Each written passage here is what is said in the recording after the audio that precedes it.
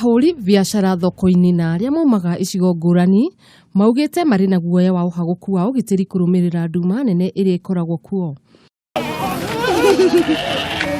Makiaria na andiki a mohoro ahuri biacara aya maugite wira wao ukoragwo na moritu maingi kuona mahiu mao ni maruaga na gucungiriria nguraro njuru.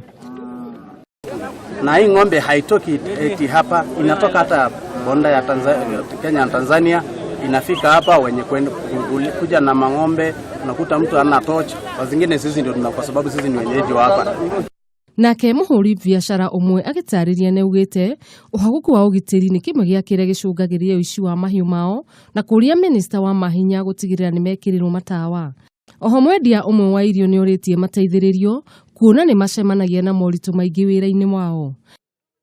Tafadhali serikali mtusaidie, tunaumia mahali hapa. Tunaomba utusaidie. Maana sisi tuna shida nyingi huko Ewaso Ngiro. Tuko na shida nyingi sana.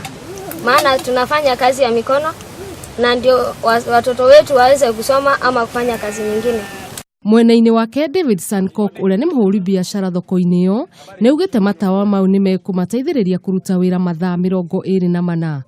Na hii soko ya Ewaso Ngiro ndio soko kubwa katika nchi ya Kenya ya ng'ombe. Mara moja izungushwe street light ili hao wananchi wakitaka kuuza ng'ombe yao mpaka saa 9 ya usiku ama asubuhi waweze kuuza, kwa sababu nia yetu kama serikali ni kuhakikisha kwamba tuko na uchumi ambao inafanywa usiku na mchana. Ngiribotera Kameme TV, njitagwo Wanjiru wa Njuguna.